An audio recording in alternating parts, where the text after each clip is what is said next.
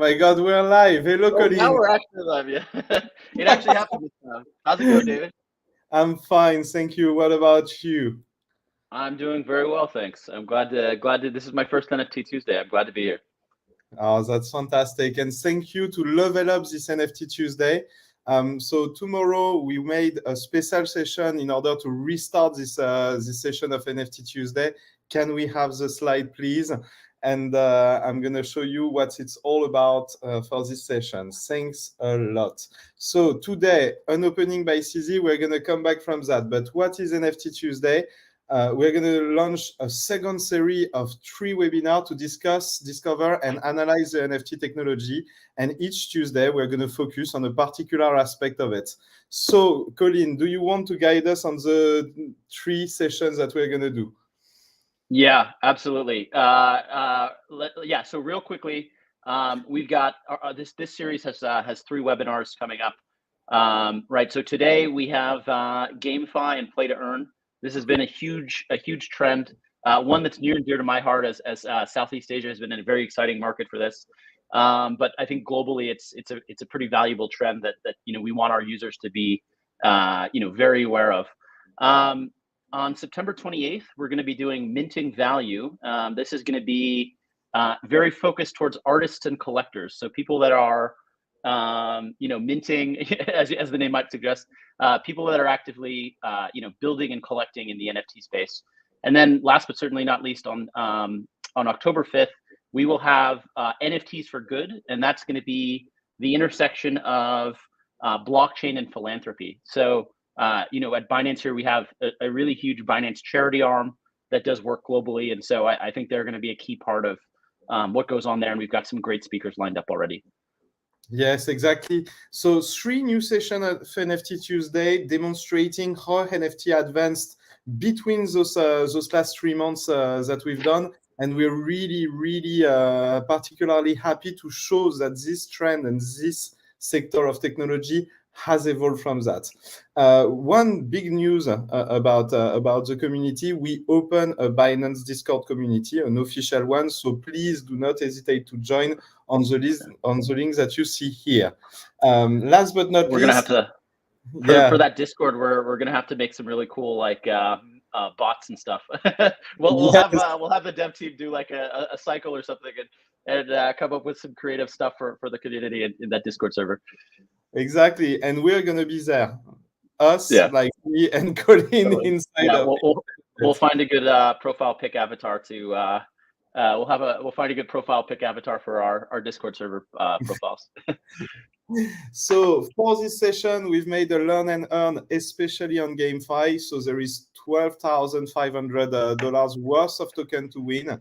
If you want to join, we will share the link at the end of the webinar, and everyone will be able to do it.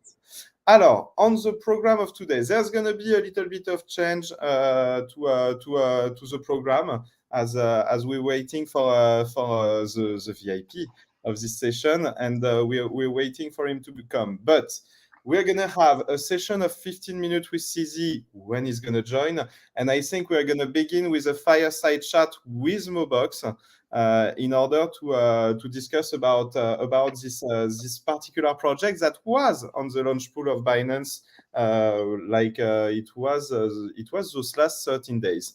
And after that, a panel discussion with SandBox, Sébastien, a French CEO of SandBox, and Lenny from My Neighbor Alice, who is going to have some announcement to do. Thank you, everyone. Sébastien is CEO. That's a correction to do. Yeah. I think we're going to begin directly, Colin, with the Mobox fireside chat. Are you ready to tune up with them? I think so. Yeah. Let's start the first session here. Let's go.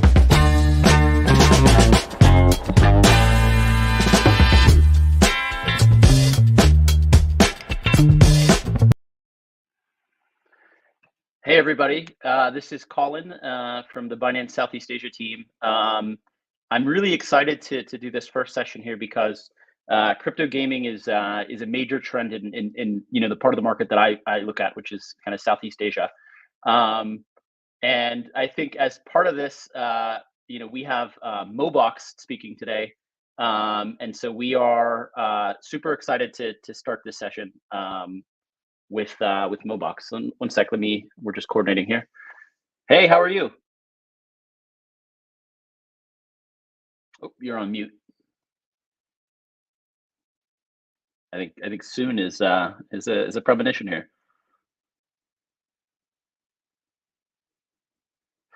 All right, everybody, just a moment. We're having some technical difficulties, I guess.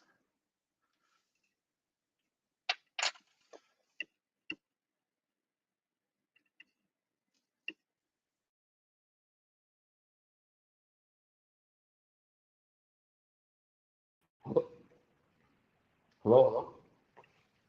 Hey, there we go. How are you? Good, yourself? I'm doing well, thanks. Yeah, thanks for. I think we're kind of adjusting the schedule here a bit, but glad to be online now. As I was saying, kind of in the intro here, certainly Mobox is one of the crypto games that we're particularly excited about. I think in Southeast Asia, which is kind of where I cover, I think crypto gaming has been a major trend, and so we'd love to, I think, take the opportunity to chat about crypto gaming and learn more about Mobox and teach our users about this emerging trend. I guess just to start us off, do you mind maybe introducing yourself and introducing Mobox in general? Yeah, sure. So first of all, thank you for having me here. So my name is Sam. I'm co-founder of Mobox. Our team has actually been building blockchain games for the past probably almost about 4 years. We started with a game on Ethereum called Ether Online. That was back in the CryptoKitties days. We then moved on and built an e-gaming platform on Tron. We were lucky enough to have that on Binance Launchpad as well. And kind of when the whole DeFi space started to trend, we were thinking, this is a great time not just to have play-to-earn games, but also free-to-play and play-to-earn games. And that's kind of how the whole Mobox concept kind of started. So like you mentioned before, we were on Launchpool, so that was really great. So far, the Mobox platform has almost 800,000 NFTs minted on the Binance Smart Chain. There's over 100 million in NFT trades. And we just launched our second game that makes use of our Mobox NFTs. Fantastic. Yeah, that's super exciting to hear. Can you maybe tell the audience a bit about what's different this time for crypto games, right? I think for those that have been in the space for a while, I think there's always been a promise that blockchain gaming could be big, but it does feel like in the past few months, the trend has kind of become very substantial, and so it's been exciting for us to see behind the scenes at Binance. What sorts of things are you seeing, and what makes it different this time? I think one of the major differences is that there's there's other blockchains now that kind of allow blockchain games to have a better user experience. I think when we first started out with Ethereum, a big problem was that a user would open a mystery box, but then the NFT within the mystery box won't get shown until an hour, 2 hours, or even a day later, just because of the slow transactions and the gas fees and whatnot. But now, for example, with since we built our kind of protocol on the Binance Smart Chain, the user experience is a lot better. And I think for every gamer or any good game, the most important thing is positive feedback to the user. When they do an action, they kind of want that positive feedback right away. So I think that is one of the major differences from blockchain gaming now and blockchain gaming before. And another thing is the whole Axie Infinity craze, where they kind of brought the play to earn concept for everyone to see. It's just amazing. Yeah. But yeah. Fantastic. Yeah, I think play to earn is, as I had mentioned, is definitely an emerging trend that we're excited to see. Maybe for those in the audience that maybe don't have context on it just yet, can you maybe tell a little bit more about what play to earn is and why it's exciting for you in your space? Yeah, so I think I'll take this as GameFi as a whole. So it's really just how we're tying gaming with finance. For example, for those who don't know Axie, basically, you can play their games, you can own their NFTs, and while you're playing their games, you can own something called SLP. With the Mobox concept, it's a little different. I think one thing that we're really focused on is how can one NFT have multiple value. So we really focus on NFT interoperability. So what that means is how one NFT can be used across many platforms or many games. Because we don't believe that there's only one metaverse. We believe everything on the blockchain should be interconnected. So just to give you an example, with a Mobox NFT, you can mine NBox tokens, but at the same time, you can also use them throughout all the games that are on our platform. So that one NFT already has multiple purpose.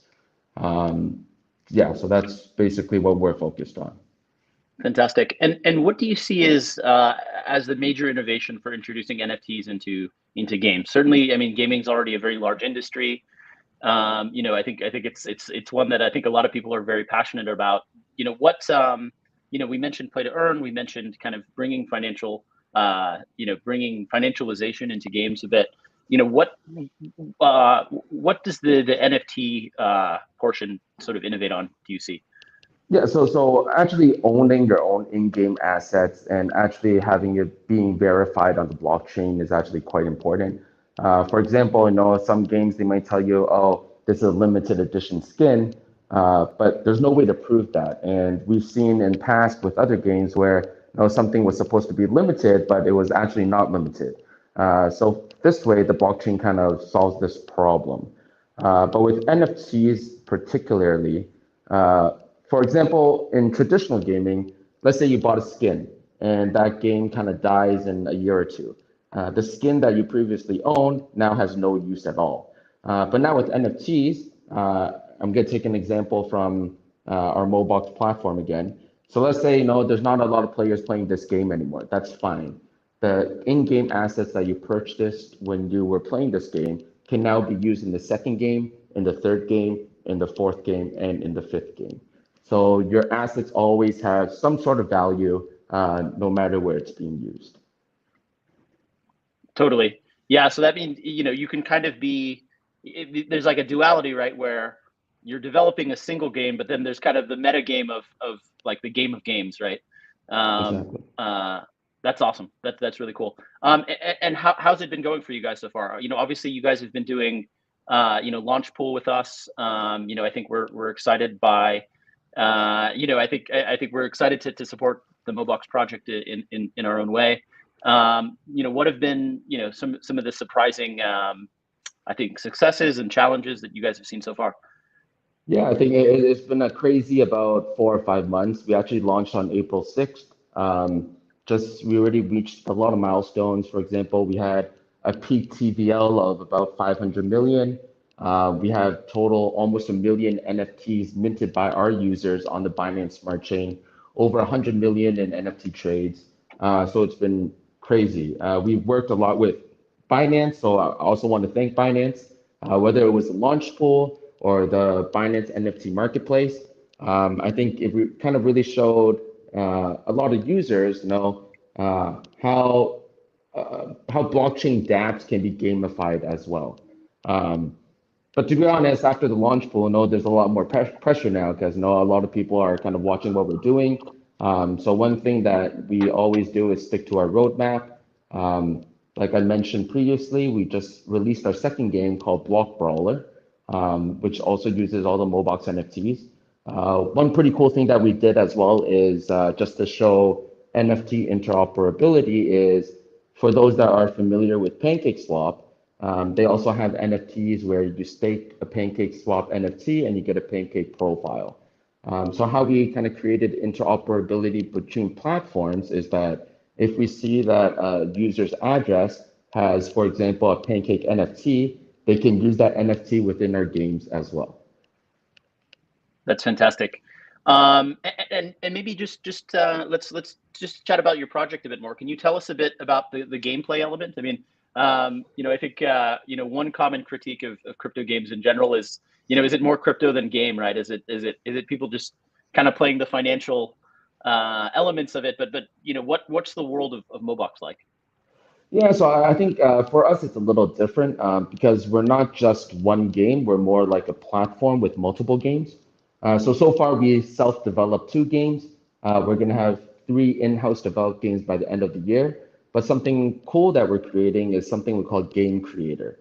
So how that works is that other game developers can connect to our API and they can use the Mobox ecosystem. We have our own chat system, our own account system, obviously the NBox token, and they can kind of we kind of hold their hand in the process where how to create a sustaining play to earn kind of game.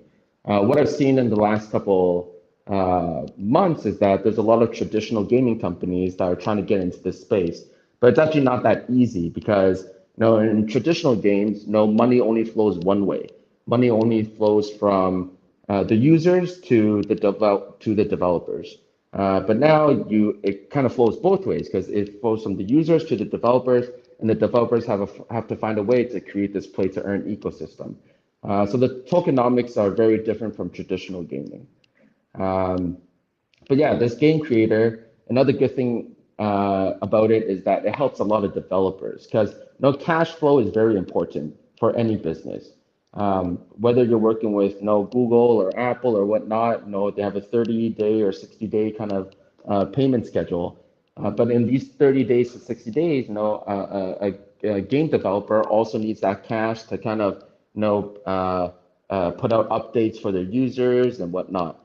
So with our game creator, what's pretty cool is that we automated everything through smart contracts. So let's say this game developer created a game.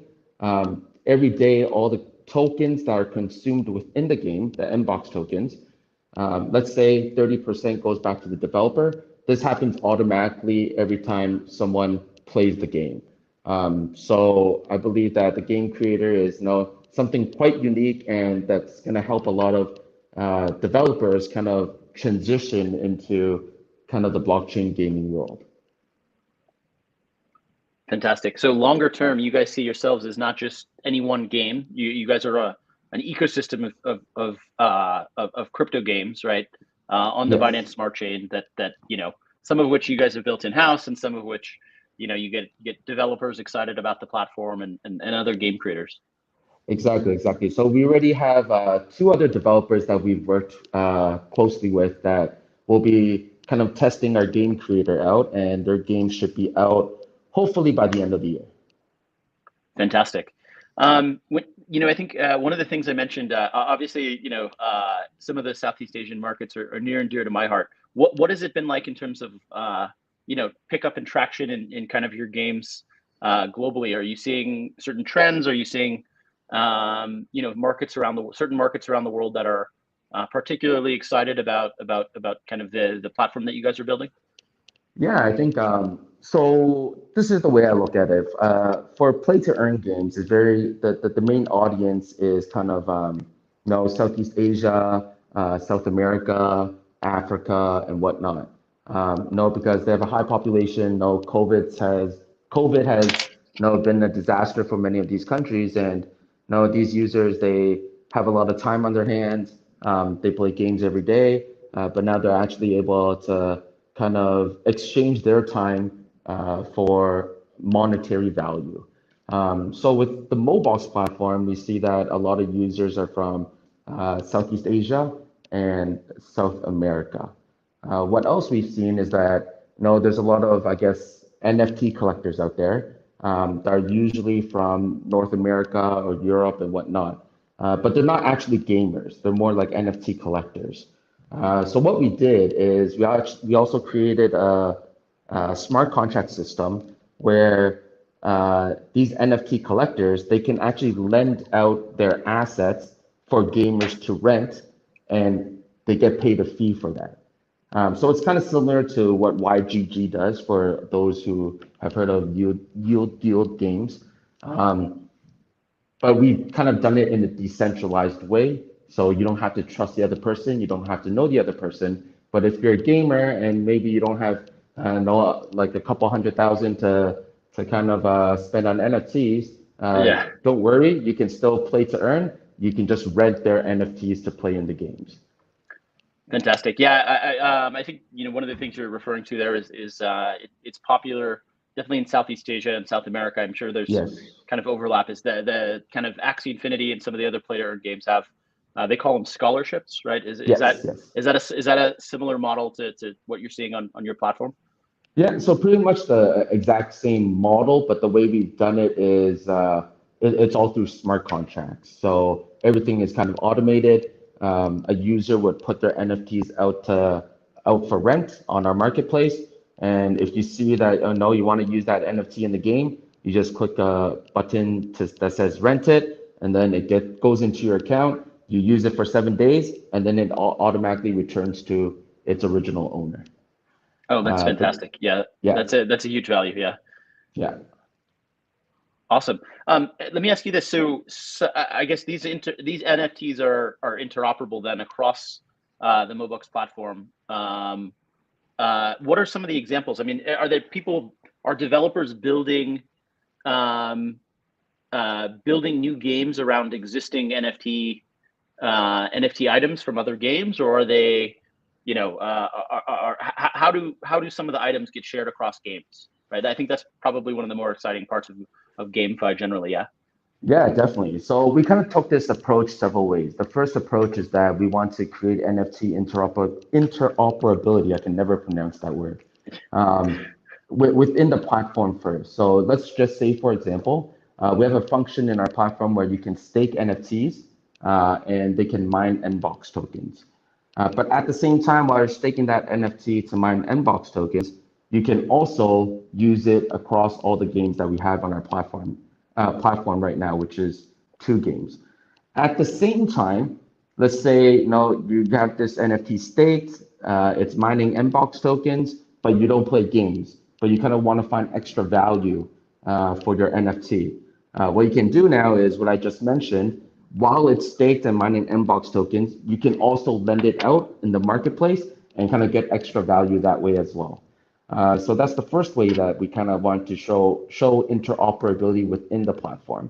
We also want to show interoperability between platforms. So for example, like I mentioned earlier, if you have a PancakeSwap NFT and you have a PancakeSwap profile, you can just connect your wallet to the Mobox platform. We can see, okay, you have a PancakeSwap NFT staked on the PancakeSwap platform. I'm going to let you use that NFT in our games as well. So now you can see NFTs have multiple purpose, not just within platform, but also across different platforms. But the last way that we're approaching this is kind of the game creator that I just talked about. So these games that these third-party developers are building, all of them make use of the Mobox ecosystem, whether it's the Play2earn ecosystem or the whole NFT and mystery box ecosystem. So we kind of want to make sure we create as much value for these NFTs and make sure that they can be used across all the games on our platform. That's super exciting. And so I guess just to close it out here, what does the rest of the year look like for you? I mean, you mentioned obviously new games, new things built on the platform, but what sorts of things are you guys particularly looking forward to?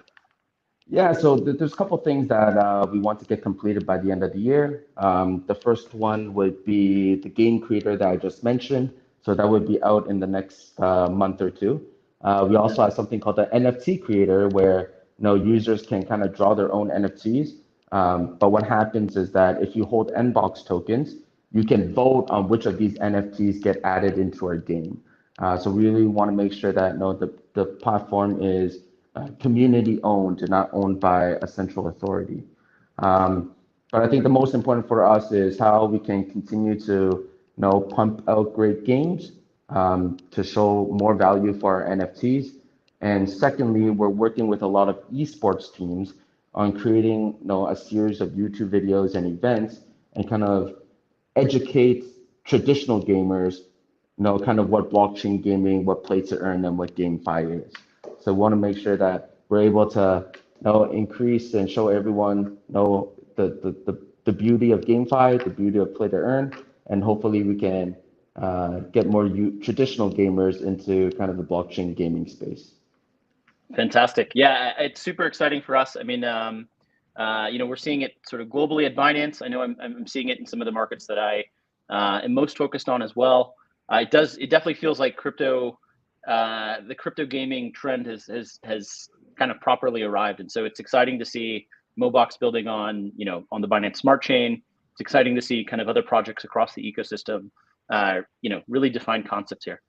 Thanks so much for your time today. This was super exciting for me. Thank you for having me. Wonderful.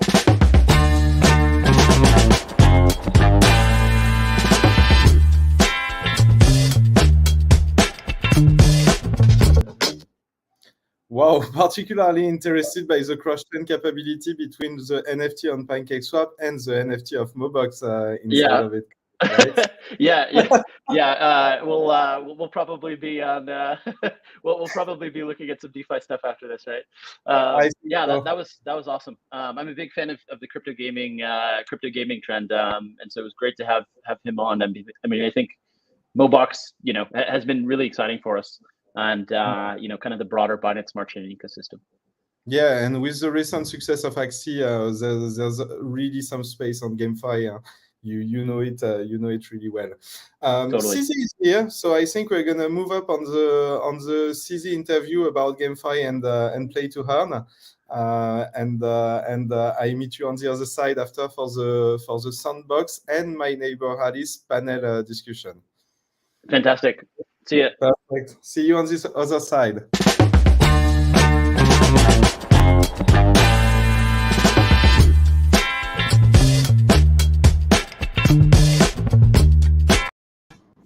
Hello, CZ. Really glad to have you here today. Yep, thanks for having me. I'm really glad to be here. Thank you to be here to explain us a little bit about GameFi. I'm going to begin by really a simple question. Did you play games when you were a kid or even right now? Did you have like any particular games in your mind that you liked?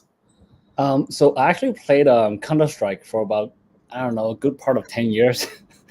At one point when I was living in Tokyo, I was able to rank probably consistently among the top 50 players in Tokyo, which is actually not easy. So this is back. Yeah, this is back. Well, this is way back. This is like back in, I don't know, 2001, 2003, 2005-ish, somewhere around there. I was on World of Warcraft 3 channel on Northern Europe. So in your opinion, and we all know a little bit of game, we've all been a player. So in your opinion, what is the main reason for the GameFi NFT success that we could assess this summer? And how does it provoke itself? And what's the future of it for you? Sure. I mean, to be honest, I no longer play that many games. I actually only play very base. Like I play some relaxing games, like chess, Chinese chess or international chess. I'm not really good at it, so I lose all the time. But GameFi, even before this term existed, I think this term only existed somewhere last year, earliest. Even before this term existed, I mean, the gaming community and the crypto community has a lot of overlaps. They are not being sexist, but they're predominantly male. They are like they have some free cash. They do have some free time, and also if you look at how the games are distributed, internationally. People all around the world play similar games.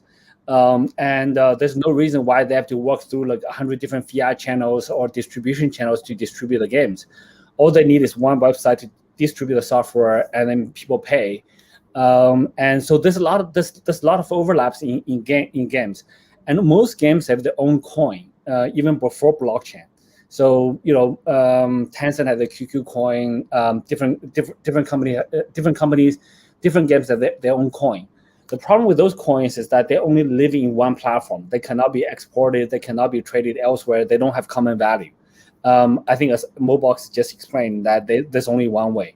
So blockchain can really enrich that kind of environment. So even like before this whole GameFi thing, I always thought like, look, crypto and gaming should go together. And I think even in 2014, I attended a conference somewhere, I believe it's in Chicago, where I saw a first-person shooter game, like very similar to Counter-Strike, but basically If you kill somebody, you get a tiny percent of the tokens they had, and then if they kill you, they get a tiny percent of the tokens you have. So it's really monetizing the gameplay, even back in 2014. So back then, I thought like this thing should take off.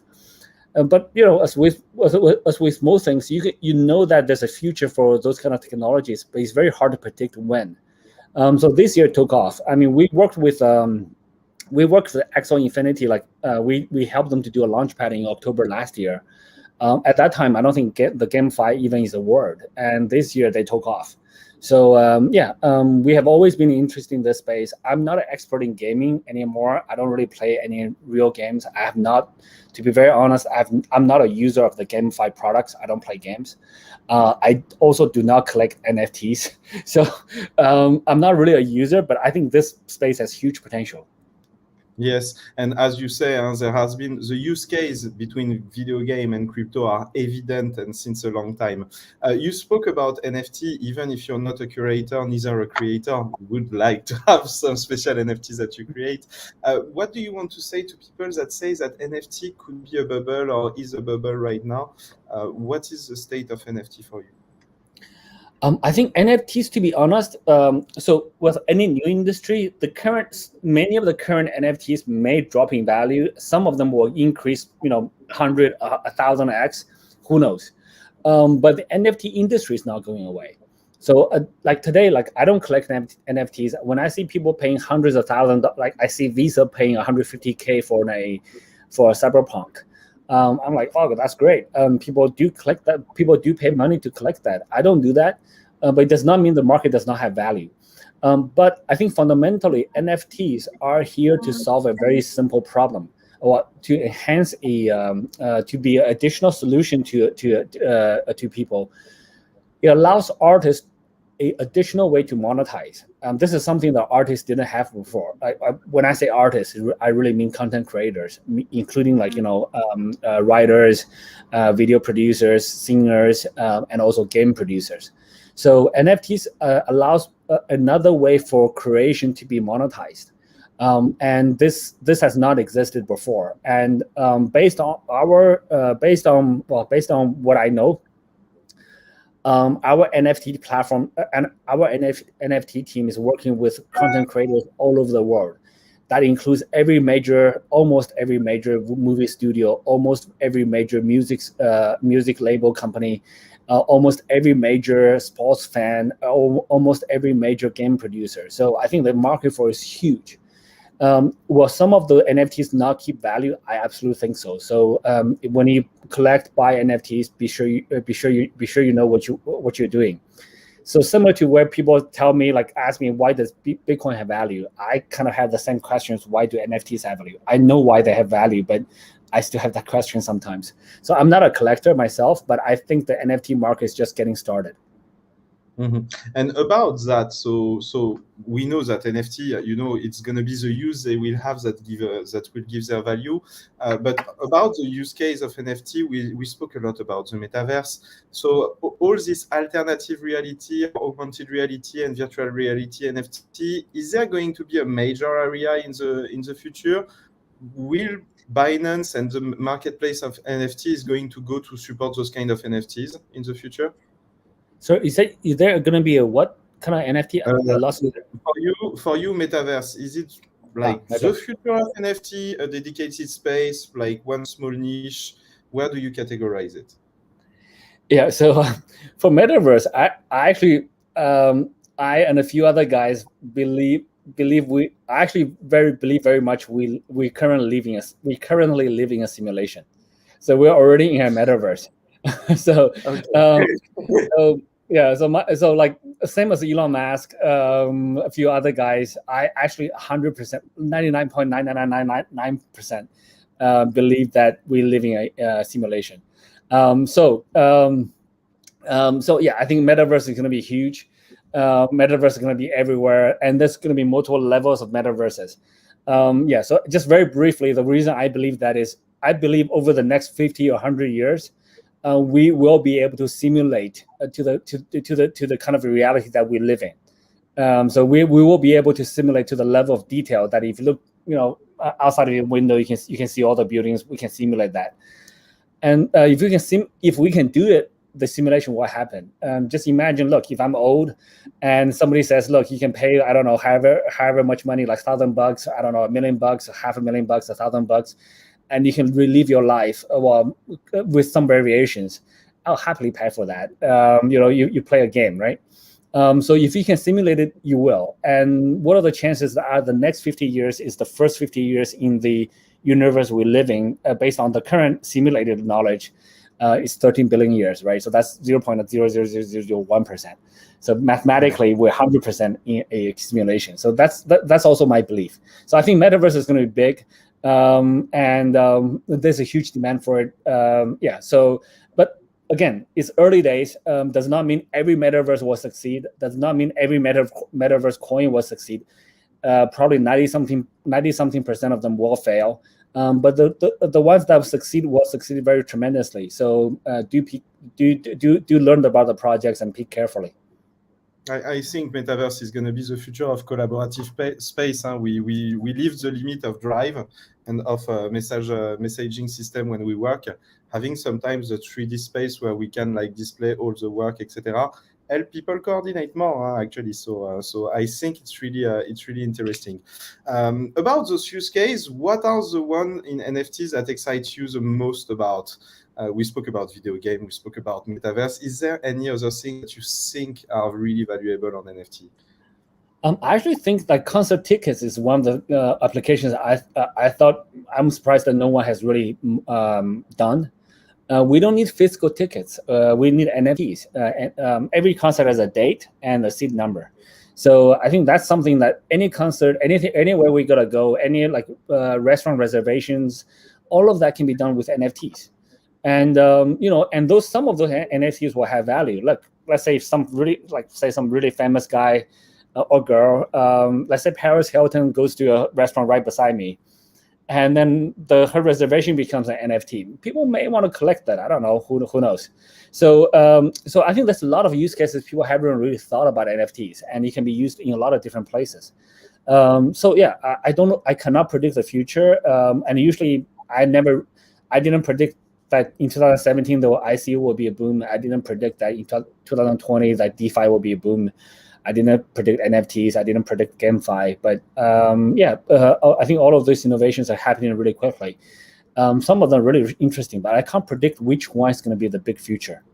Yeah, the next one is always impossible to forecast. I have some for this, but what would be your advice for beginners who would like to get into NFT firsthand, creators or newcomers, curators, etc.? So we had first one, be aware about what you buy, knowing that some could drop dramatically and some could rise, but it's really unpredictable. But what would be the first next step? To be very honest, I'm not an expert in NFTs, but as anything in crypto, I mean, try with small amounts, limit your risk. If you're a content creator, there's not a whole lot of risk for you. You can create something and see if it works. If it doesn't, you try again. But as a collector, buy small amounts would be my advice. Don't buy it, a couple $100,000, few $1 million. Look, if you're not Meta Coven, don't spend $69 million on an NFT unless you know exactly what you're doing. So try with small amounts, and then some of them will increase in value. Some of them will probably drop in value. So I would say just always manage your risks. It is a very new field, and the other thing is, Bitcoin crypto goes in 4-year cycles, and 2013 there was a peak. 2017 there's a peak. We're now at 2021, and each of those previous years it was in December. I don't know what's going to happen this December. No promises, but just manage your risks. Yeah, be particularly worries about that. For creators, one additional tips: experiment, do set. It's important to do more experimentations, more thinking, because you're going into a new world, and you can be surprised by creating set, and you can see everyone. One last question, and it's recent about the activity, but the Hermitage Museum in Russia has recently created an offer for the sale of NFT on Binance NFT. And do you think other traditional museums can follow this innovation, see NFT display on museum? How do you felt about this operation? Yeah, so I actually think that any traditional museum, art collector, gallery, any of this type of organizations will not be able to survive if they do not issue an NFT on Binance Smart Chain. I'm joking about the last part. So they will not survive unless they issue an NFT or unless they get onto the blockchain. Whether it's Binance Smart Chain or not, we don't know. We'll see about that. But I also think if you're a game developer, if you don't get into GameFi, if you don't get on the blockchain, if you don't issue some token, or integrate a token into your gameplay, you're not going to survive in the next 10 years. You get obsolete. This is very similar. Look, if you're a bookstore and that does not have a website, you're unlikely. You can survive, but you're unlikely to survive very well. So I think we're at a very similar situation. Look, if you're a content creator, if you're a museum, if you're a gallery, if you're artist, you got to get into the space. Otherwise, life will become pretty hard. Yeah, and experimenting is really on the DNA. Thank you, CZ. I have one last question for you. This was one question of the angels. I really wanted me to ask it. So is Binance ever launching a gaming studio or a gaming token or integrated into the BNB use case? This was the question of the angel this week. Sure. So I am not a gamer even. I don't know how to develop games. I know how to run exchanges. I kind of know how to run exchanges. I kind of know how to build exchange systems. So the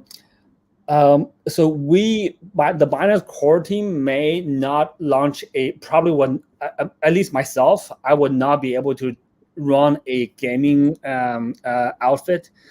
So if you call it that. But it does not mean that we will not sponsor, invest, or even acquire a gaming developing team. So, or maybe multiple of them. So we're never exclusive. We can invest in multiple game developers. We can help them to issue tokens and give them liquidity, etc. We can acquire multiple teams potentially. So that does not rule those possibilities out. And in fact, we have already helped and advised many different blockchain crypto gaming projects. For example, like Axel Infinity, SandBox. We own a fairly at least I was told that we own a fairly nice headquarter, a piece of land in SandBox, etc. So so my expertise is not in game developer in developing games, and I think currently our core team does not have that expertise. So we do not have any plans to do it ourselves, but it does not prevent us from merge a team in and investing in a team, helping other teams to grow. And I think gaming is a huge field. I think we will continue to invest in that instead of doing it ourselves. So like the core team right now, we probably don't want we don't have that capability, but we definitely want to invest. Thank you, CZ. It was really interesting, this deep dive on your view on gaming. I will make you maybe an invitation on Counter-Strike one day, but I really wanted to thank you for this first edition of the second edition of NFT Tuesday. So yep. See you next time, maybe for the third session or maybe for a new trend. See ya. Yeah, thank you, David. Yeah, all right. I'll talk to you later. Yeah, bye-bye. Bye-bye.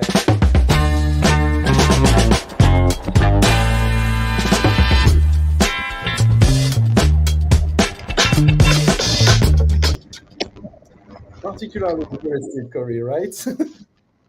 And that was awesome. Guys, that will maybe see. That was a lot of fun. And you are in the Matrix, Colin. I think Colin was in the Matrix right now. So CZ spoke about it. Next is a panel with a SandBox and my neighbor Alice. So we're gonna go back on this, and Colin is gonna come back with us with a real voice this time. It was a pretty good transition, I think, on the video game side. So let's go to the panel discussion with Mobox and my neighbor Alice now. Hello,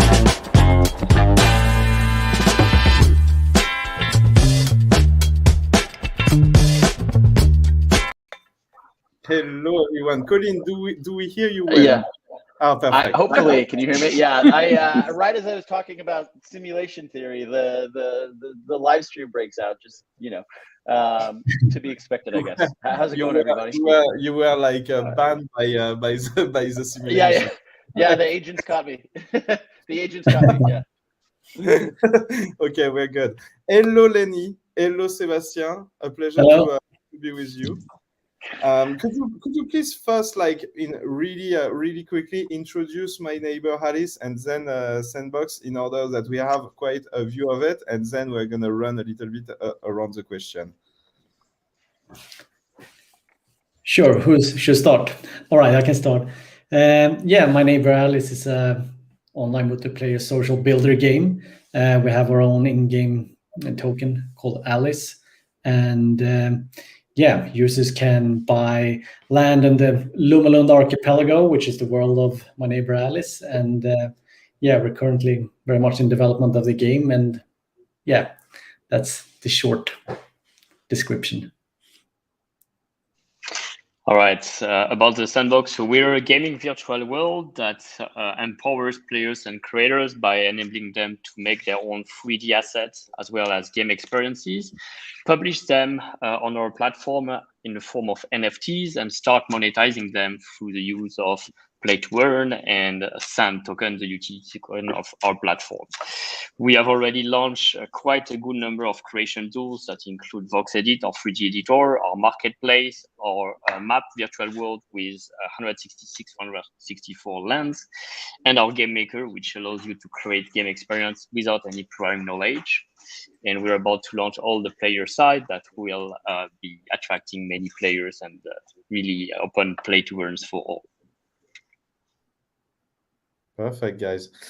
Just to begin with a simple question and really to do it quickly, what is for you the value of an NFT? How do you predict this value? How do you calculate it? How do you estimate the real value of an NFT for you? Well, I think there's essentially three main criteria to assess the value of an NFT. There is the aesthetic, first of all, like how beautiful does it look? And that is more of some usually emotional aspect, like does it relate to me? And that aspect might not be the same for everyone. The scarcity, like how many copies of it exist in total, and do I value its scarcity in a certain way? And finally, the utility. So utility is, in my opinion, one of the most important aspects, and that's one that you will find mostly with game NFTs, whereas crypto art, crypto collectibles, it mostly fall into the aesthetic and scarcity only kind of categories. Whereas in gaming, the utility can really be applicated to the gameplay and how you, as a player, you can use your skills to utilize that NFT and then generate a certain revenue stream or yields, possibly from winning games, from staking on land or other actions, that hence would make this more predictable. And there's not a single formula. Like every game has its own core rules and meta gameplay rules that will make that such an NFT could generate values, revenue based on the way you play. And that's why it's interesting, because there's such a great diversity behind that. I find that's something of value for everyone behind. Fantastic. And Lenny, I guess next one's to you here. How do you think the traditional world, the gaming world, has responded to NFTs, and how do you think they'll incorporate it into into their roadmaps going forward? I think it will play a big part in the future, even though it's taken off this year. I think still we're in the early phase, but the ball is starting to roll faster and faster, and we do see studios. First the indie studios, a bit more mid-size, and it might be more cooking in the background from the majors. But I think, we've seen indie studios launching NFT-based games or adopting NFTs into their projects. But I also believe that, I might be wrong, but it might take some time for the majors or the AAA studios to fully embrace it, rather than just launching some NFT collections. And I mean, if we look at the industry I was previously a part of for a long time, that got disrupted. I mean, it took the major Hollywood studios close to a decade to fully embrace and launch their own streaming services after Netflix launched their service. So I think yet it might still take some time, even though I think maybe the gaming sector might adapt more quickly. But there's still a lot of traditional revenue, and that is protected. So that might be some blockers. But I think in the end, it's the players who need to demand the change, and I believe that we that are here today, I mean, if we can offer them good enough alternatives to traditional models, I think that change will happen sooner rather than later. Awesome. Yeah, it's the classic innovator's dilemma. Fantastic. Yeah, just to zoom in a little bit on SandBox and to have like some questions from you, Sebastian. You are an open NFT metaverse, but what makes and what are what is an open NFT metaverse and what are the constituents inside SandBox?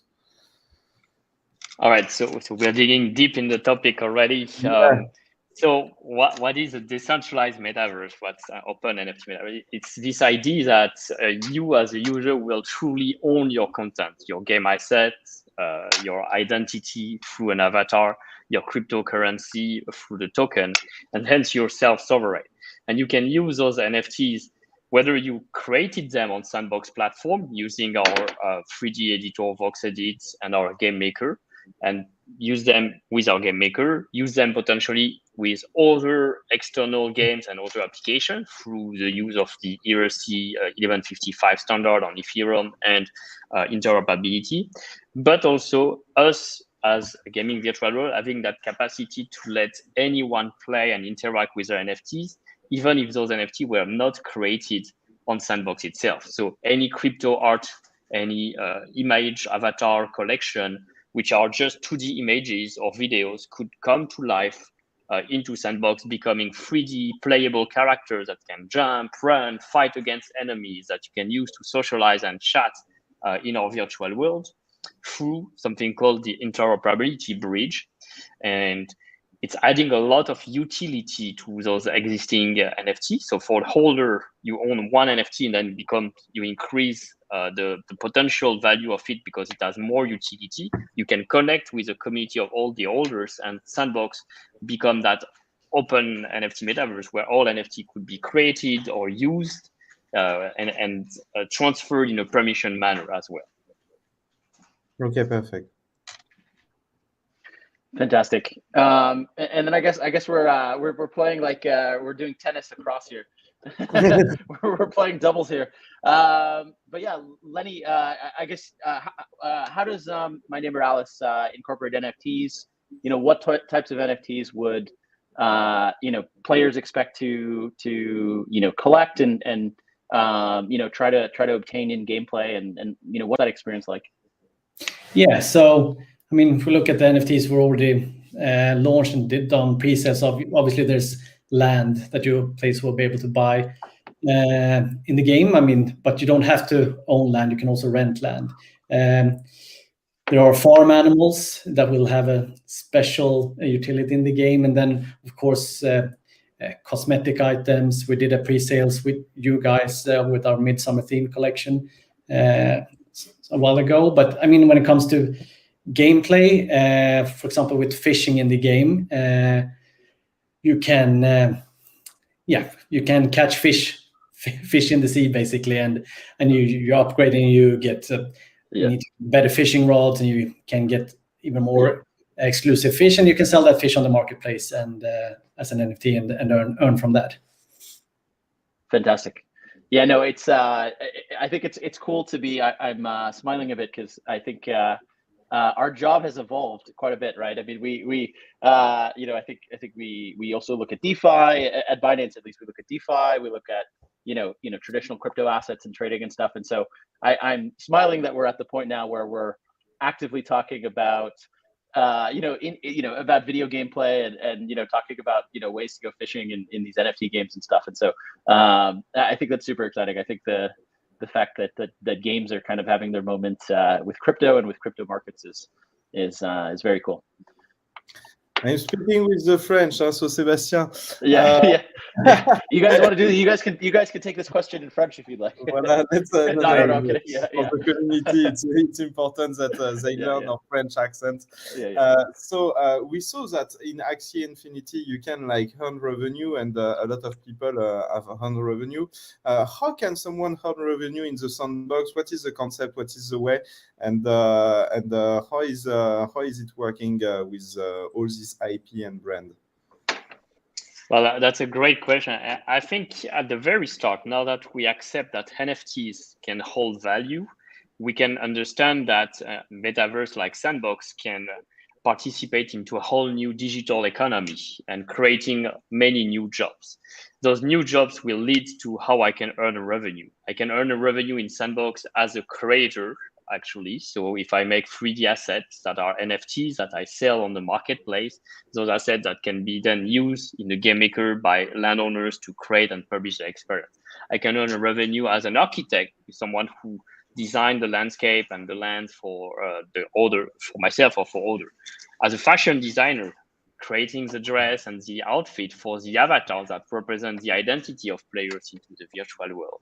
As a game creator as well, obviously, I can earn a revenue as well more on the player side. So now as a player, let's say I play 1 hour a game and I win some rewards like a fish in My Neighbor Alice or a sword in SandBox after 1 hour. That sword is actually an NFT. So I could sell it on the marketplace for say 100 euros. I just earn 100 euros an hour technically. So that's the beginning of like how Play2earn is applying for players. It's not competitive or high skill based like esports. It's really accessible to anyone just through their engagement and the time they spend across various worlds and games. And from there, you can start deriving the possibility, for example, of joining a guild, like a group of players that will help each other. That's what we are seeing with Guild Gaming and Axie Infinity, but many other Play2earn games as well. I can earn a revenue in SandBox with many other jobs, as we are user-generated content platform with various possibilities beyond games, actually virtual concert, art gallery, museum. So by curating content, discovering, recommending, streaming, by also animating as a community manager, welcoming players, creating fashion show, various kind of shows, by helping others to sell their NFTs inside their world. So you're a creator, maybe you're very talented, but you're not the best seller. Someone will use your NFT into his land, expose it, tell a great story about it, and help sell it for you. We can also help other users to earn a revenue, finally.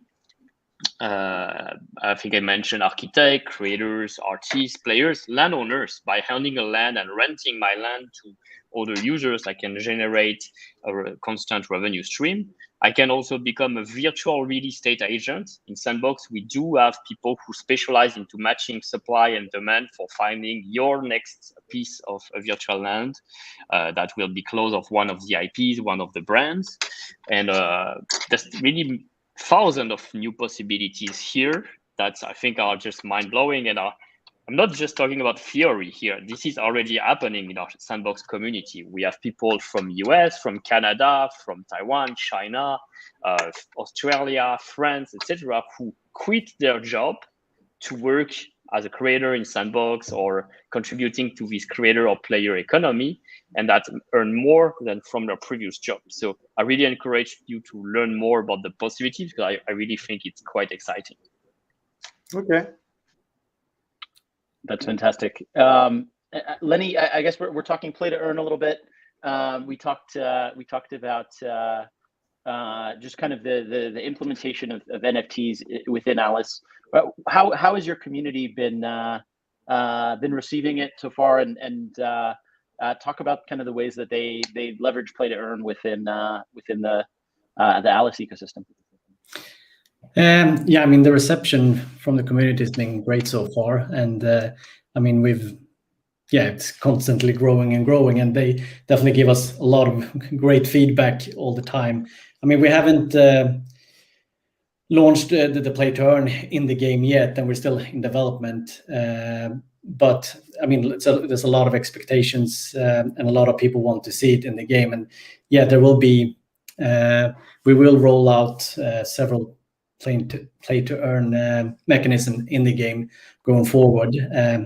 To show you more transparency, we're going to soon release an article series on our blog to give more insights on it. But I can't reveal everything now. But there will be, as the things I've already mentioned, as a landowner, you'll be able to rent out your land, and there will be incentives to be a good landowner as well. So, and the things NFTs you earn or create in the game, you'll be able to sell. And but we're definitely going to listen a lot to what the community has to say, what they want to see in the game as well. And I mean, our ambition is to be transparent and develop it in collaboration with them. Fantastic. Awesome. Do you want to push a little bit more? We're playing tennis here, right? That's awesome. I guess Lenny, as a as from a distribution, I mean, are you seeing adoption in certain parts of the world? I mean, I think we've talked a little bit about Play2earn, in Latin America and Southeast Asia, and are there hotspots for your game as well? No, definitely. I mean, as everyone has mentioned, I mean, Southeast Asia, it's really big for us as well, whether it's Vietnam, Thailand, Indonesia, and so on. So yeah, Southeast Asia is we have a big community there. But it is all across the world. We just recently had pre-alpha testing for our community of the introductory chapter of the game, and it's quite well spread across the world, but definitely hotspots in Southeast Asia. That's fantastic. Guys, just a question, because we are going to have 5 minutes left, so we're going to think a little bit about wrapping up at some point. But I really had a question for you two. Besides my neighbor Alice and SandBox NFT, do you personally own some other NFT? If yes, what, and etc. Yes, well, I'm a pretty large NFT collector. I've been for quite a long time. Been myself very well versed in the space, president of the Blockchain Game Alliance, so very supportive toward the whole ecosystem. I own Axes, I own various arts, World of Women, Rumble Kong, Bored Ape, CryptoPunk, MeBeats. I own Formula One Delta Time, Neon District, many games as well. My Neighbor Alice, NFTs too, and across several chains. And beyond myself, I think the SandBox Foundation, we recently announced that we own for more than $13 million worth of NFTs. Actually, I was checking today. Now it's 16 million worth of NFTs, with the price crown, I would say, being this board, the Golden Ape, Bored Ape Yacht Club, called the Captain, which we bought for the equivalent of $2.9 million as part of our collection. And we own a large number of NFTs from the whole ecosystem that will be then possibly used into our game and our metaverse, since we can import those, allow to play with them, and also the governance aspect of SandBox through Sand Token will enable users to decide how to best use them to reward gameplay, for example, or other activities. Okay. Yeah, I own NFTs as well. I don't think my collection is as big, but it's mostly gaming NFTs, and I'm also interested in sports. So those are my main areas. And I think, I'm a big Walking Dead fan, so I'm trying to get hold of some SandBox assets on secondary marketplaces right now. So we shall see. I add more item or NFTs to my collection soon. And Colin, the question is also for you. Oh yeah, I own a few NFTs. I'm very into crypto art. I think so I've been looking at just kind of different art platforms like Super Rare and stuff, and of course Binance NFTs. We've got some cool stuff launched right now with Vogue and others. But I collect crypto art, and then have looked at kind of some of the crypto gaming stuff too. I have a plot of land in Lunasia in the Axie Infinity world, and I've looked at some of the others as well. You're making me upset. You're making me. You need to own land into My Neighbor Alice and the SandBox as well. Yeah, I think that will be next step here. I learned a lot in this session. Yeah, and guys, basically, a basic question in order to wrap it up, maybe. But do you have a special announcement to do or something that you want to communicate to the user for this session? I think Lenny, you were speaking to me about something, but I'm not sure. Well, yeah, I mean, we opened up the deposits for our third land sale lottery yesterday, and the staking for lottery tickets will begin the 27th of September. And this time we're going to the island of Medieval Plains and the Rusty Pikes region. And yeah, again, it's 50 Alice. That is the minimum deposit and the price for a plot of land. So still very worthwhile, I would say. Yeah, and we're also soon about to launch our second NFT collection on the Binance NFT marketplace. It's Alice's fall harvest party and some really autumn feeling cozy items there to explore. So don't miss that. And we will be there on the marketplace. Sebastian, anything to say or to communicate? There's a lot happening in SandBox almost on a weekly basis. We have more than 165 IPs and brand partners. This week, we have land sale featuring Pororo, a very most popular Korean mascot, I think, family friendly. We will be announcing as well a legend hip-hop celebrity this week coming and entering the metaverse through SandBox.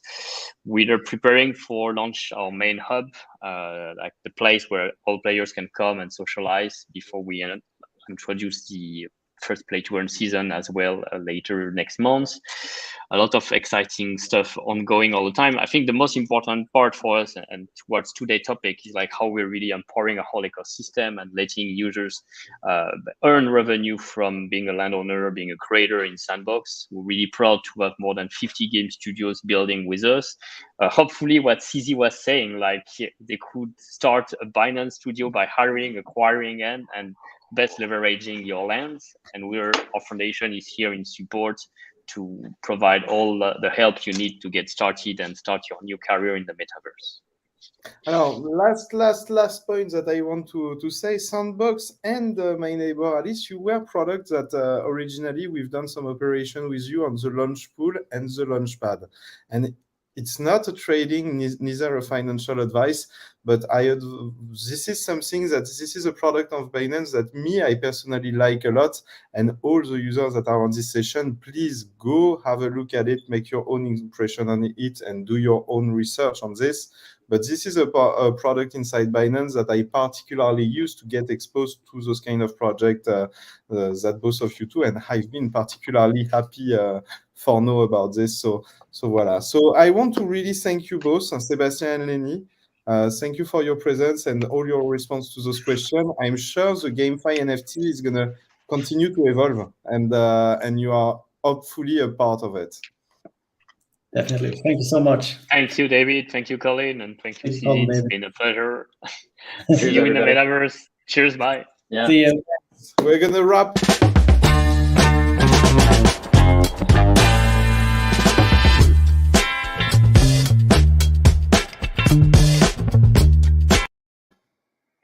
Hello, Colin. Are you back? Yeah. I'm back. Here we are. You're back. This is the conclusion. Thank you, everyone. I hope you like the session. I saw a lot of interesting comments.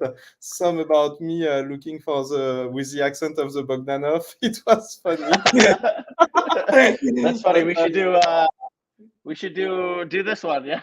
Yeah. Bump it, sell it. It would be funny.